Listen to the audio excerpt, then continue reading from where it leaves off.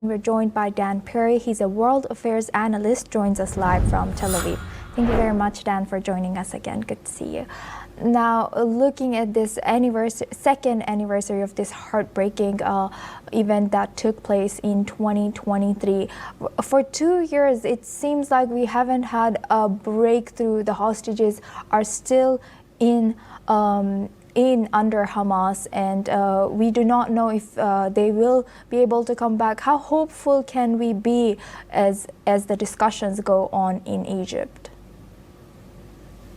The region is clearly at a crossroads, and there's no reason not to be hopeful, other than the fact that there is no precedent for what is on the table, which is a jihadist movement agreeing to disarm.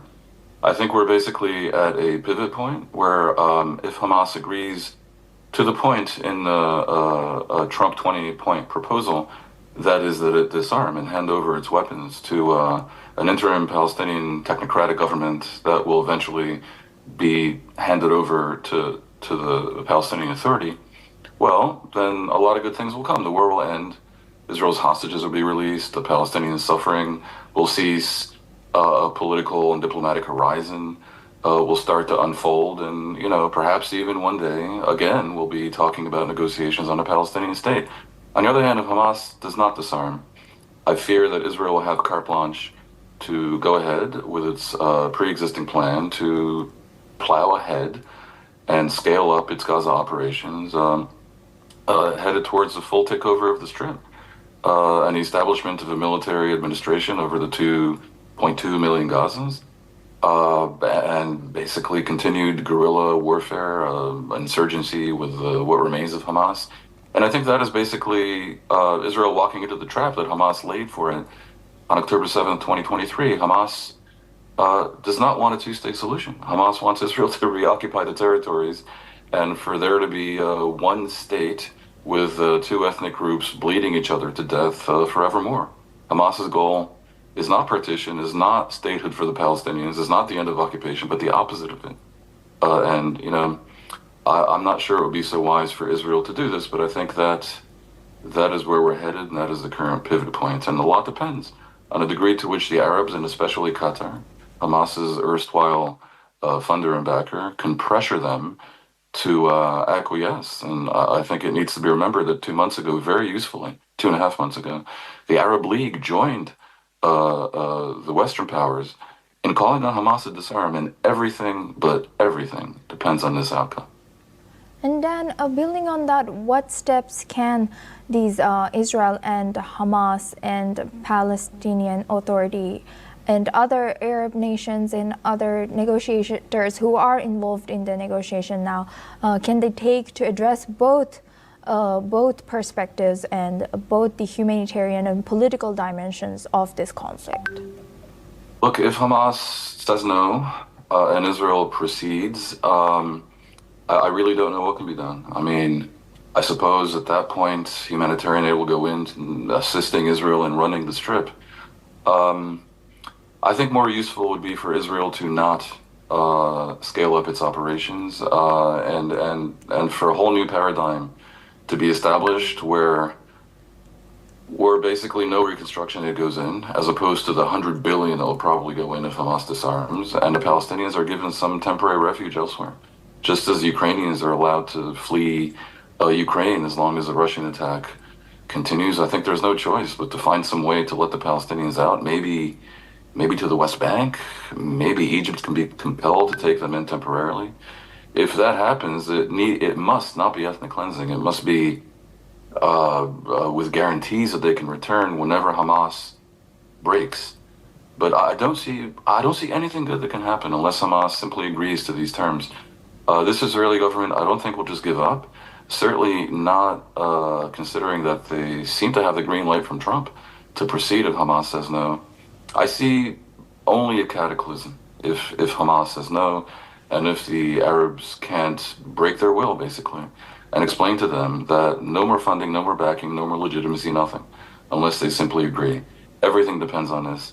If you ask me what the world can do if this fails, it's a bad situation. And about all I can say is what I did, let the Palestinians out of Gaza. And Since no one knows, or we do not know for certain that what would work for this situation with Gaza and Hamas and Israel, what do you think, what can they learn or we learn from the past accord, like Oslo Accords, or that hasn't worked for this and now the outcome is here? So many things. The cardinal sin of the Oslo Accords is that they try to make it slow and deploy confidence-building measures over a prolonged period with a 5-year interim period that required the Israeli government to be reelected, the moderate Israeli government of Yitzhak Rabin, during that time, which invited every extremist on all sides to try to mess things up. And the number one extremist force was Hamas, that immediately began to try to kill Jews in order to move them to the right and cause the Rabin government to fall. And that is more or less what happened. Rabin was assassinated and Netanyahu came to power. Netanyahu is an enemy of partition, the same way as Hamas. Different methods, but same outcome. They both want one state, and they both think the other can be somehow defeated in a civil war in that one state, or in Netanyahu's case, oppressed. Moreover, there are lessons on both sides as follows. Israel must end the settlements in the West Bank. That was poison to the system that convinced so many Palestinians to support Hamas because they thought Israel was operating in bad faith. The settlements must immediately end, and if you ask me, the settlers that are beyond the current fence line, and that means settlers that are not very close to the old borders so that they could plausibly stay as part of a slightly altered map without being in Palestine, they must be removed. And that's about 80,000 Jewish settlers that are just standing in the way of any kind of a plausible new map that creates a partition between Israel and a Palestinian entity, call it a state, but it would have to be a demilitarized state. So the settlements must end. They're simply poison in the system. On the other hand, the Arab side, for too long, has tolerated these militias, armed militias, undermining the sovereignty of a swath of countries from Iraq to Lebanon, where you had Hezbollah also messing around in Syria, the Houthis in Lebanon.